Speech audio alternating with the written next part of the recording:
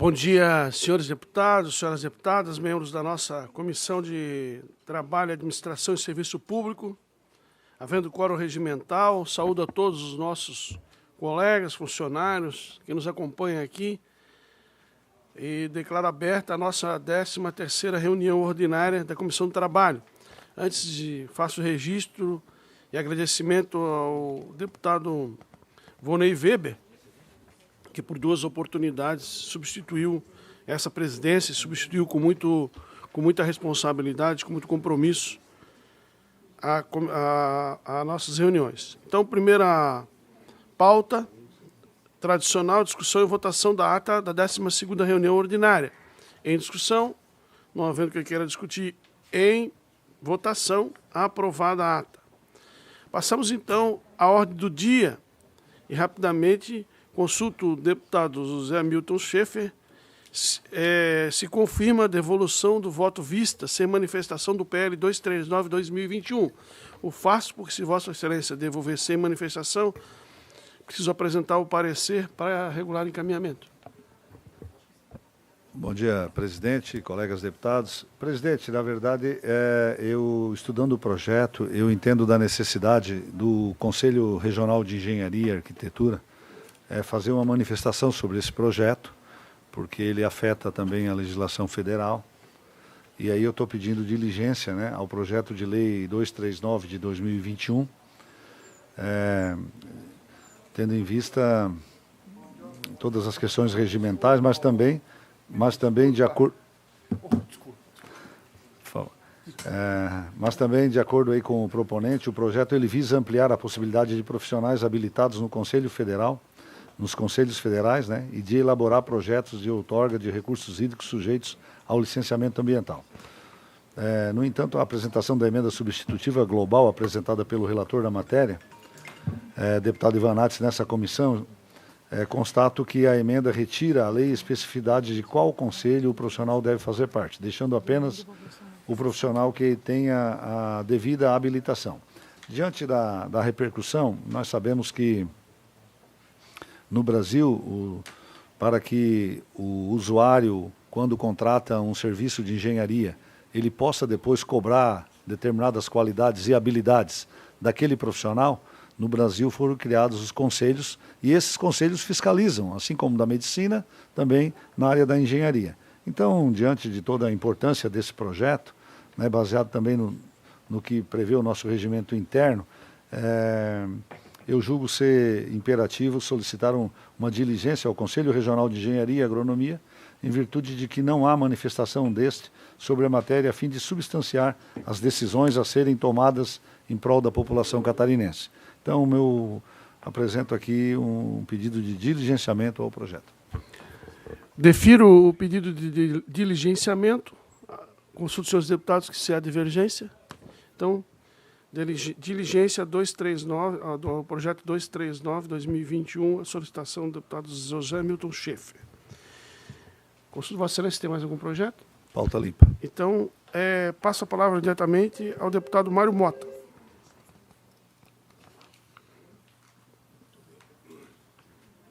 Senhor presidente e demais integrantes da mesa, aqueles que nos acompanham pelas redes sociais, pela TVAL, eu trago o parecer do PL 0211/2023, de autoria do deputado Ivan Nats, que declara de utilidade pública a Associação de Aposentados e Pensionistas de Cocal do Sul, alterando o anexo único da Lei 18.278, aquela que consolida os atos normativos que concedem o título de utilidade pública estadual no âmbito do Estado de Santa Catarina, para neste fazer contar o nome da entidade, que tem sede em Cocal do Sul e que tem título Associação de Aposentados e Pensionistas de Cocal do Sul. O voto que eu encaminho é, atendidas todas as necessidades e exigências, pela admissibilidade, sou favorável a que o projeto siga. Esse é o meu voto.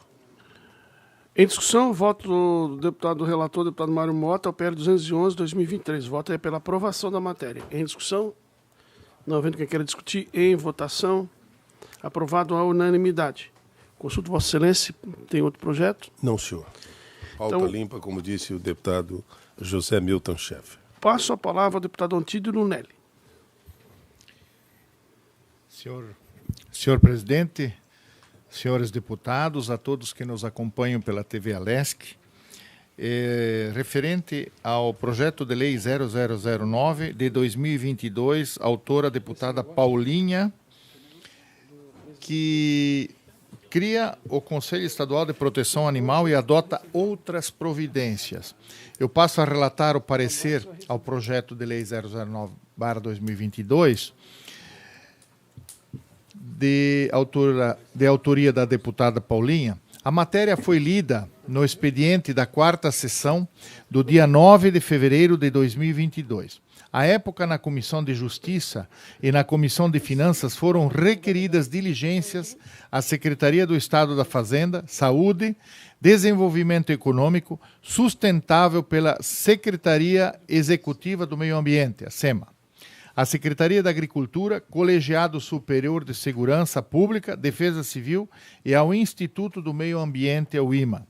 Identificou-se durante a instrução do feito que a proposição não contraria o interesse público.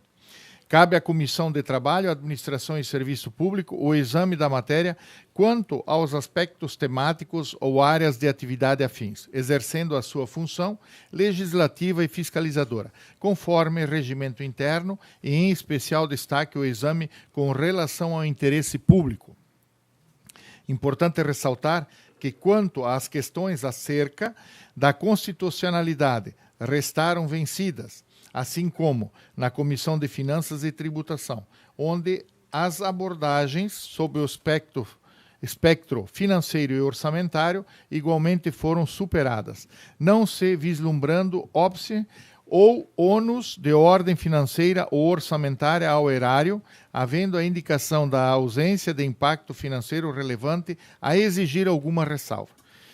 Que a emenda modificativa apresentada na Comissão de Finanças, as folhas 109, tão somente trata de retirar da composição do sugerido Conselho Estadual de Proteção Animal a participação da Secretaria de Saúde em face da ausência de atribuições em razão da matéria para atuação no aludido colegiado. Assim, temos que a matéria se encontra madura para votação, podendo prosperar quanto à sua tramitação.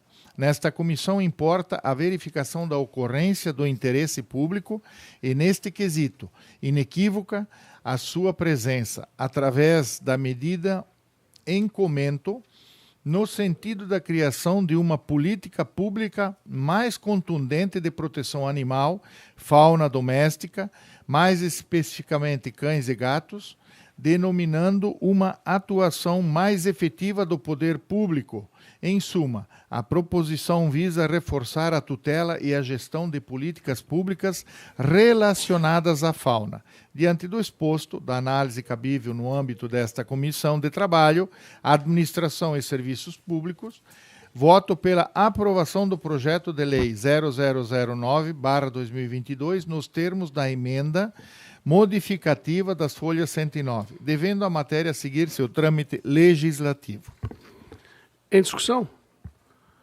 Senhores, eu gostaria de registrar que, tratando-se da criação do Conselho Estadual de Proteção Animal e tendo conhecimento de que nós vamos instalar aqui nos próximos dias a comissão específica para tratar desse tema, eu solicito compreensão dos colegas deputados para solicitar vistas em gabinete, a fim de que se instale essa comissão e, em seguida, vou apresentar um voto de retorno do PL à Secretaria para distribuição a essa comissão para também tomar lá o parecer, se os Vossas Excelências estiverem de acordo. Então, vistas em gabinete, deputado Ivanates. Deputado Maurício Peixe tem projeto extra-pauta. Vossa Excelência tem a palavra. Senhor presidente Ivanates, bom dia a todos os deputados e aqueles que nos acompanham pela TV UOL e aos presentes. O Projeto em pauta do deputado Ivan Nats, que altera a lei número 17.654 de 2018, que dispõe sobre a taxa de serviços judiciais, TSJ, e adota outras providências para isentar de pagamento as ações de execução de honorários advocatícios. Trata-se deste projeto de lei. E o voto. Por meio da leitura do dispositivo citado, depreende-se que a proposição em exame ajusta-se aos seus preceitos, uma vez que o advogado é indispensável à administração da justiça, consoante o disposto no artigo 133 da Constituição Federal. Em conformidade com o artigo 144.3 do Regimento Interno da LESC, cabe ao atual órgão fracionário a análise da matéria quanto ao interesse público. Preliminarmente, julgo importante registrar que os parágrafos 14 do artigo 85 do Código de Processo Civil estabelece que os honorários constituem direito do advogado e têm natureza alimentar, com os mesmos privilégios dos créditos oriundos da legislação do trabalho. Nesse viés, tem-se que crédito trabalhista é definido como o direito que o trabalhador possui de receber as verbas devidas em relação ao seu vínculo empregatício e na ação de execução de tal crédito, as custas são exigidas, ao final, na forma do disposto no artigo 789-A da Consolidação das Leis do Trabalho CLT, tal qual o previsto na emenda substitutiva global das páginas 68 dos autos. Passando à observância estrita da existência do interesse público, pressuposto a ser observado nesta fase processual, fica reconhecido o interesse público da matéria em prol da sociedade catarinense, uma vez que a proposição em referência visa tão somente assegurar aos advogados, cuja função é indispensável à administração da justiça, conforme artigo 133 da Constituição Federal. Melhores condições de haver seus honorários, cuja natureza é alimentar, sem, contudo, dispensar à classe qualquer isenção. Diante do exposto, voto no âmbito desta Comissão de Trabalho, Administração e Serviço Público, com base no artigo 144, inciso 3º do Regimento Interno deste Poder, em face do interesse público, pela aprovação do projeto de lei número 107 de 2019, na forma da emenda substitutiva global da página 69, com a subemenda da página 98. Está lido o parecer do relator, presidente. Então, em discussão, o relatório do deputado Maurício Peixe ao PL 107 de 2019, que altera o sistema de cobrança de taxas judiciais no estado de Santa Catarina. Eu queria dizer, como autor da matéria, o seguinte: o que acontece hoje? Hoje, quando um autor entra com uma ação judicial, o juiz tem a liberdade de arbitrar os honorários de sucumbência, que, ou seja, é aquele que o Código de Processo Civil estabelece como uma espécie de remuneração para quem deu causa à ação e perdeu o processo pagar. Essa é uma exclusividade do juiz. É o juiz que diz quanto vale o trabalho. Existem umas regras, mas é o juiz que diz quanto vale o trabalho. O que acontece hoje? Acontece que um juiz, por exemplo, arbitra um trabalho de um advogado em R$200, certo? Não foi a parte que deu culpa, não foi o autor, nem o réu, ninguém deu culpa a esse processo. Só para ele recorrer dessa decisão ao Tribunal de Justiça, ele tem que recolher a taxa de recurso, que é de R$700, agora até a última informação que eu tinha, e mais uma chamada taxa de retorno.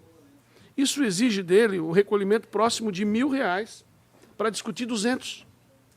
Isso está impedindo os advogados de fazer o que a gente chama de duplo grau de jurisdição, ou seja, revisar aquela decisão do juiz de primeiro grau.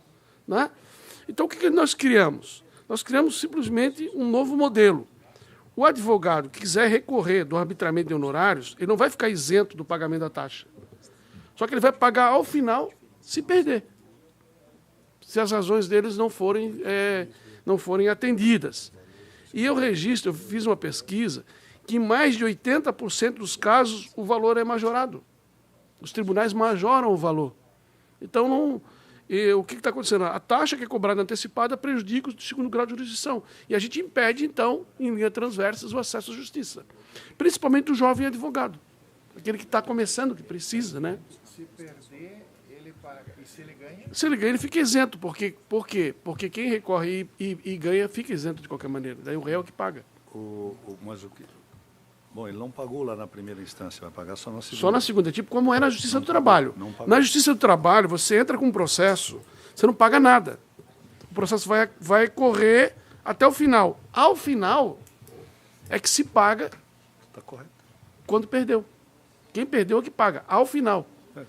Entende? E nós estamos mudando a regra apenas para as decisões que arbitram honorários de advogado. Por quê? Porque não é a parte que dá a causa a isso, é o juiz que dá. O Estado, o juiz que dá a causa a esse procedimento. Então não há nenhuma lógica que a gente tem que pagar o Estado para ver uma própria revisão dele mesmo. Então é um pedido da categoria, da OAB, e registro aos senhores que se esse projeto de lei for aprovado aqui, vai se transformar em referência nacional. Por isso eu peço o apoio dos deputados para aprovar o projeto de lei. Deputado Maurício Peixe, continue a discussão. Eu faço uma indagação no apoio dado pela assessoria no sentido de um possível tratamento anti-isonômico aos contribuintes, de modo que não haveria uma justificativa técnica para atendimento apenas aos advogados. E eu lhe pergunto e peço o seu conhecimento nesse campo. É que, o que acontece? A sucumbência, aquele valor que o juiz paga, que é objeto da isenção do recolhimento para ir ao segundo grau, é exclusivamente arbitrado num processo judicial e é exclusivo critério de um advogado. A sucumbência não é aplicada nem para o engenheiro, nem para o contador, nem para o médico, nem para o pedreiro, nem para o engenheiro, para ninguém, só para o advogado. A palavra sucumbência é remuneração exclusiva da advocacia. Então, não é uma questão de privilégio de uma categoria, mas é uma essência do trabalho da advocacia. A sucumbência é o resultado do trabalho do advogado. Né? Não seria relativo à sucumbência, mas sim à taxa judicial. É que assim, o que eu quero dizer? É que porque uma coisa atrela a outra. Quando eu estou descontente com o valor que foi arbitrado, eu fiquei descontente, só tem um caminho, ir ao segundo grau. Eu só tenho um caminho, ir ao segundo grau. E quando eu vou ao segundo grau, eu tenho que pagar essa taxa. Então, o que a gente está fazendo? A gente está invertendo a ordem de pagamento. Deixando de fazer o pagamento no momento, hoje é no momento que recorre.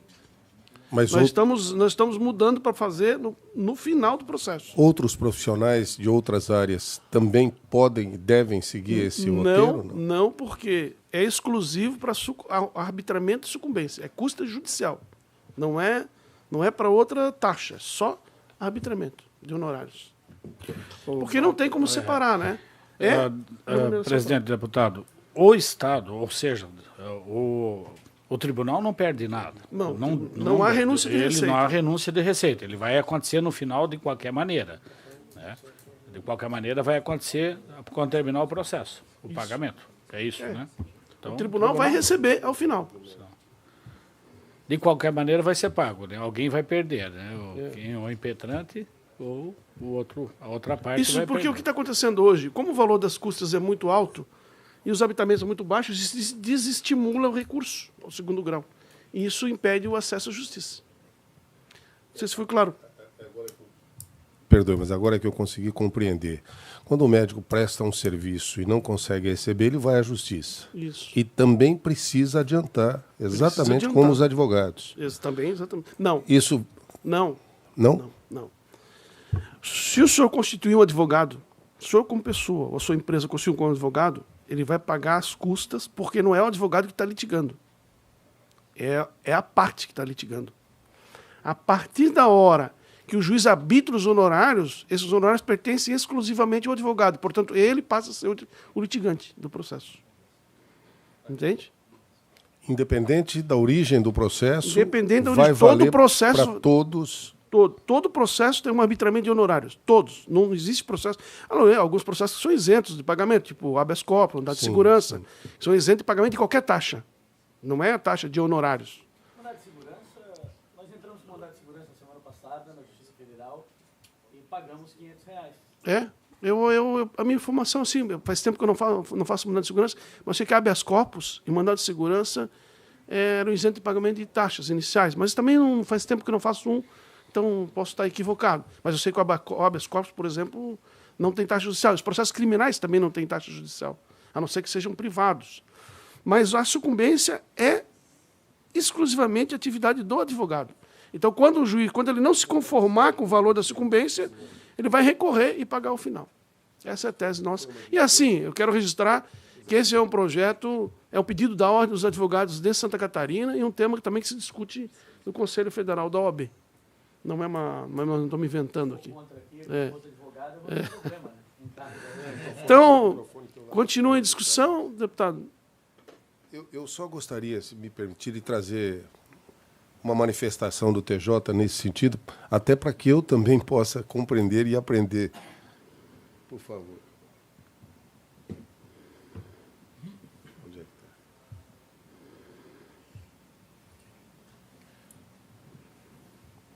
Vamos lá. A proposta inserida na emenda substitutiva global permanece apresentando, segundo o TJ, um vício material violando o princípio da isonomia tributária, contido no inciso 2º, artigo 150 da Constituição Federal. Referido dispositivo indica que os entes federativos não podem instituir tratamento desigual entre contribuintes que se encontrem em situação equivalente, proibida qualquer distinção em razão de ocupação profissional em função por eles exercidas, independente da denominação jurídica dos rendimentos, títulos ou direitos. Compreendo. Conheço o texto da... Isso. É isso que nos levou a imaginar que seria um tratamento não isonômico com outras profissões. Conheço o texto da... Presidente, só bem rapidinho, eu só quero deixar registrado meu voto favorável e eu vou pedir licença, que eu tenho agenda agora meio-dia em ponto. Ótimo. Com a televisão, tá bom? Então, obrigado, viu? Obrigado pela presença, deputado. O voto de Vossa Excelência será computado. Obrigado. Deputado, assim, eu já estou nessa casa há 6 anos. Sim. E uma coisa eu aprendi aqui. Se nós fazermos o nosso trabalho pautado pelas decisões judiciais, nós não vamos fazer nada. Nada, absolutamente nada. Mas compreendo Vossa Excelência e as decisões, as jurisprudências, o mundo jurídico é um mundo em mutação permanente. Perfeito. Não existe nada estático no mundo jurídico. O mundo jurídico ele se movimenta a cada dia de uma maneira diferente. E também nós vamos aguardar a ideia, aprovar no plenário, o processo vai para a sanção do governador. E registro aqui que a nossa ideia é que esse projeto seja objeto de sanção pelo próprio presidente do Tribunal de Justiça, que assume o governo do Estado dia 21. Então, nós estamos acelerando justamente para que isso possa ser discutido nesse período. Até porque ele foi advogado, né? E deve voltar a advogar em breve, assim que deixar o tribunal. Pois não. Pessoal, 2 rápidas observações. Eu, pessoalmente, não sou contrário ao projeto e apenas gostaria que, se houver algum tipo de tratamento não isonômico, que ele pudesse ser válido para as demais profissões. Esse é o campo. E segundo, nós temos as diligências que vão continuar sendo feitas quando nós não temos segurança ao nos posicionarmos em relação a qualquer processo. Então, embora o seu aconselhamento inicial seja muito válido por sua experiência na casa, as diligências continuarão a ser feitas. E eu confesso que quando se tratar de uma matéria que eu não tenho conhecimento profundo, eu vou tentar sempre me basear nelas, mesmo entendendo claramente a sua orientação, a sua sugestão e seu alerta. Bom, coloco em votação. Não, os contrários se manifestem. Não havendo votos contrários, aprovado por unanimidade. Encerrada a pauta do deputado Maurício, passo a ordem do dia. Eu tenho 2 projetos de lei para serem apreciados. Um é da pauta, que é o 02/2023, que transforma o cargo de quadro de magistratura do Poder Judiciário do Estado de Santa Catarina, autoria do Tribunal de Justiça do Estado. Trata-se de projeto de lei complementar de iniciativa do Tribunal de Justiça do Estado, encaminhado a esse poder pelo ofício tal, datado de 13 de fevereiro de 2003, que transforma cargos do quadro de magistratura do Poder Judiciário do Estado de Santa Catarina em 3 artigos assim denominados. Faça a leitura porque acho importante que Vossa Excelência tenha conhecimento.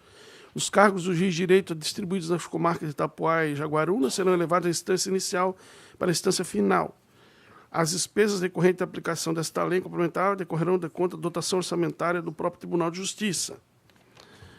O que o tribunal faz aqui, na verdade, é elevar as instâncias da comarca de Itapuá e Jaguaruna de inicial para final. Considerando que o Tribunal de Justiça tem dotação orçamentária própria, tem regimento interno e preencher os requisitos legais atinentes à espécie, apresento o voto pela aprovação da matéria. Em discussão? Não havendo quem queira discutir, em votação?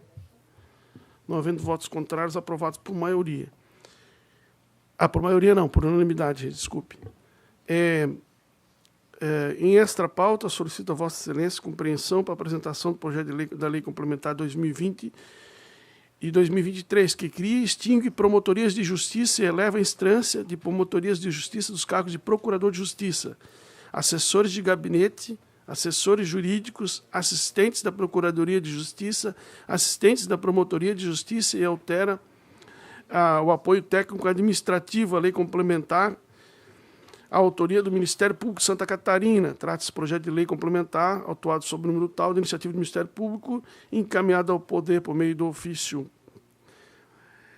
tal de 1º de agosto de 2023. A proposta de criação dos cargos de Procurador de Justiça, estrutura orgânica do Ministério Público de Santa Catarina e dos cargos de assessoria a eles vinculados é motivada, uma, pela disposição numérica em relação ao quadro de magistrados do Poder Judiciário catarinense. O Ministério Público alega que tem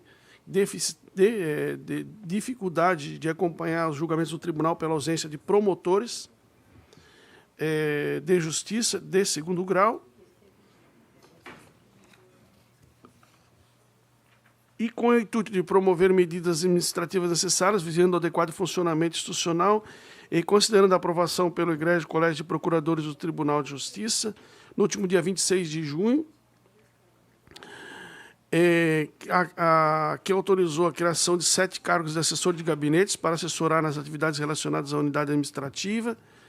A esse é apresentado o presente projeto de lei, bem como a criação de 2 promotorias de justiça em Palhoça e, por seu turno, a motivada de diagnóstico segundo o qual cita a comarca como sofre sério problema por ausência desses profissionais. Também o projeto de lei indica que são criados a unidade de Ministério Público da comarca de Dionísio Cerqueira, diante do número exagerado de processos ali acentuados.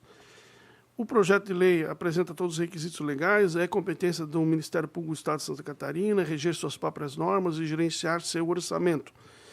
Não havendo óbice em relação à tramitação da matéria, apresento o voto pela aprovação e regular continuidade. É o voto. Em discussão? Não havendo quem queira discutir. Sim? Uma pergunta. Os cargos de apoio dos gabinetes, eles são de concurso público? São comissionados, pelo que eu vi aqui. São 7. De livre nomeação? 7 cargos. Não posso confirmar, mas a anotação que eu tenho aqui é que é de nomeação. São 7 cargos só? Só 7. Mas de livre nomeação? De livre nomeação para os procuradores. Porque a ideia é cria as procuradorias e automaticamente também cria os cargos que vão sustentar essa procuradoria. Eu pensei que esses cargos de apoio de gabinete seriam concursados, mas não. Não. Ok. Tá? Mas em lógica é isso. Em tese, que eu entendi no projeto é isso. Eles criam as 2 procuradorias e já criam a estrutura, né, que vai dar suporte a esses novos procuradores. Então, não havendo votos divergentes, aprovada a matéria por unanimidade. Consulto os senhores deputados se tem algum outro projeto em pauta, algum outro requerimento, alguma outra discussão. Então, não havendo mais nada a ser tratado, dou por encerrada essa reunião, convocando outra para a próxima quarta-feira, às 11h30 da manhã. Muito obrigado.